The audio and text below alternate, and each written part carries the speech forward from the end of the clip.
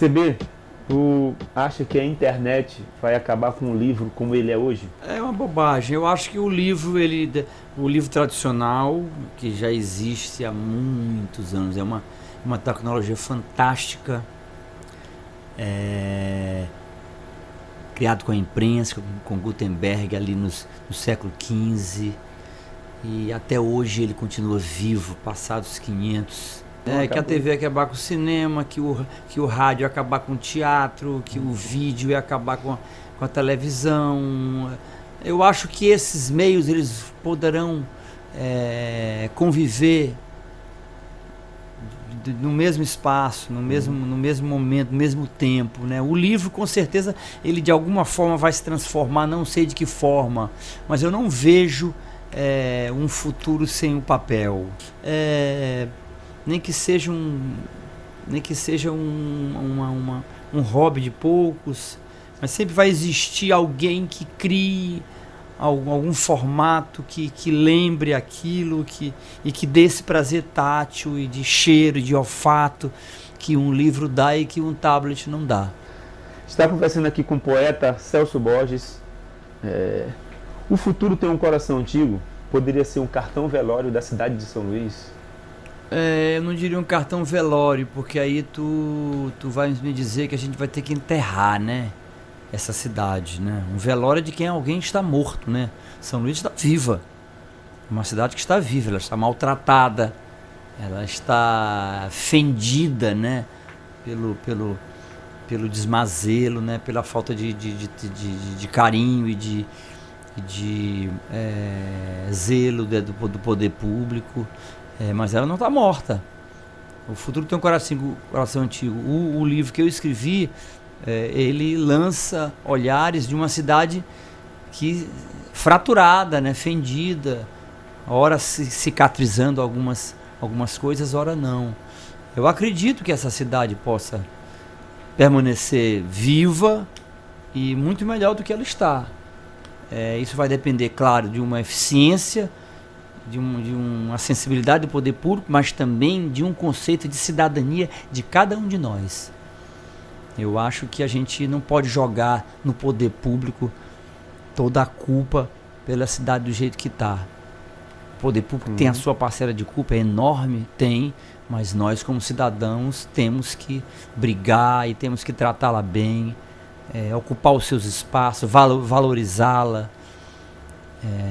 Então eu acho que nesse sentido eu não acho que é uma cidade que é um velório, não. São Luís está vivo. Poema de amor à cidade. O futuro tem um coração antigo, não é um poema saudosista, mas um exercício de ternura, a pele da flor na carne da cidade futura. O futuro tem um coração antigo, é um delírio, uma pedra de delicadeza jogada de um estilingue sem idade.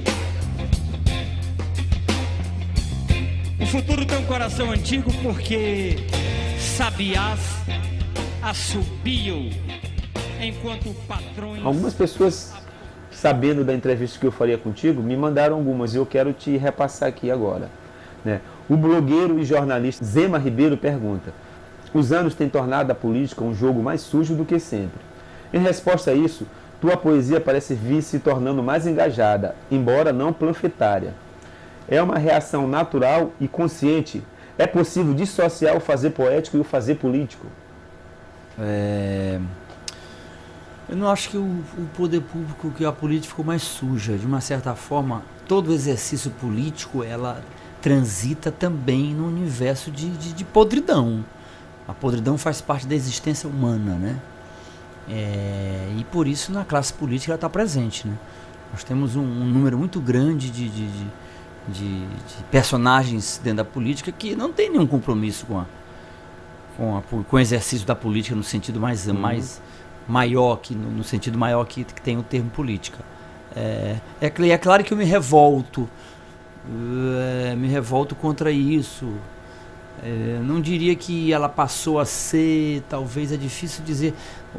Houve momentos de poesias anos atrás, minhas poesias também, que tinham um pouco essa talvez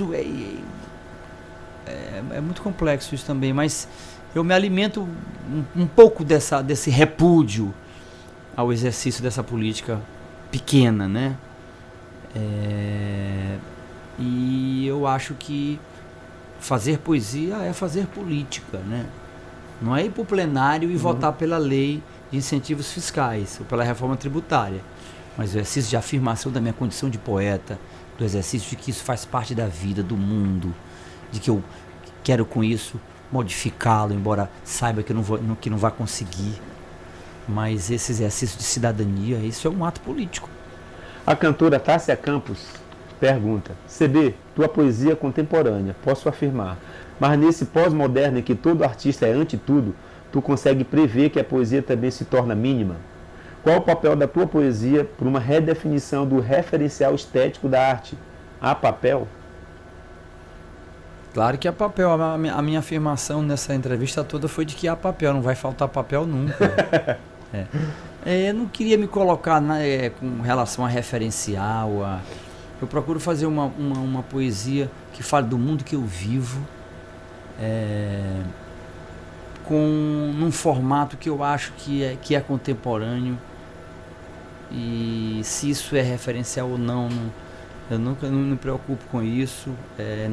O que eu gosto de afirmar é que ela procura sempre ser a verdade da minha vida e da vida de algumas pessoas que convivem numa cidade como São Luís, num país como o Brasil e num universo, na Terra, aldeia global. Então eu quero ser não um porta-voz, mas uma pessoa que seja, que represente o que ele escreva, represente um pouco do que está pulsando nesses universos que eu citei agora, nessa cidade, nesse país e na Terra.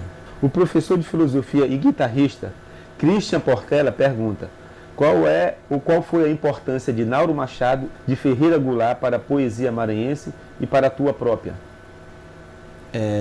Grande Christian, querido parceiro, fizemos algum projeto junto, né? A Posição na Poesia é a Oposição.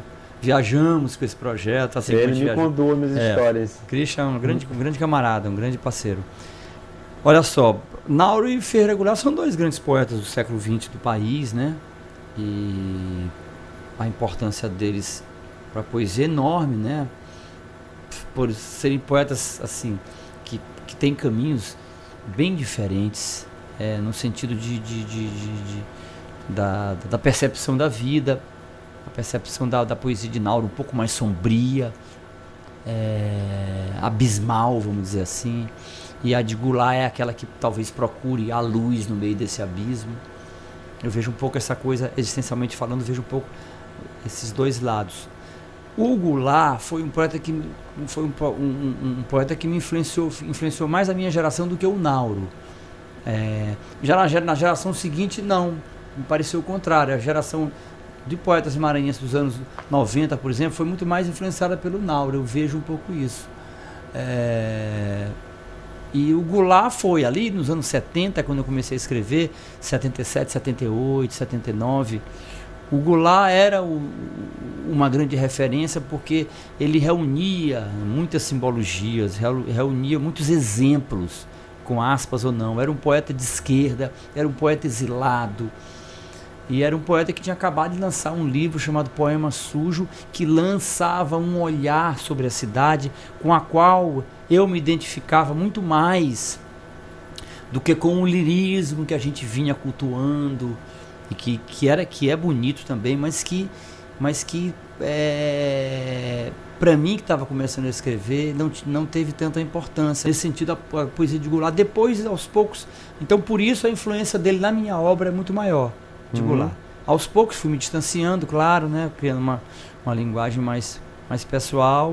Goulart continua sendo um grande poeta, sem dúvida. Deixou de ser o poeta perseguido para ser hoje o poeta mais laureado, né? Mas hoje é o poeta número 1 da poesia brasileira, vamos dizer assim. É o mais reconhecido, né?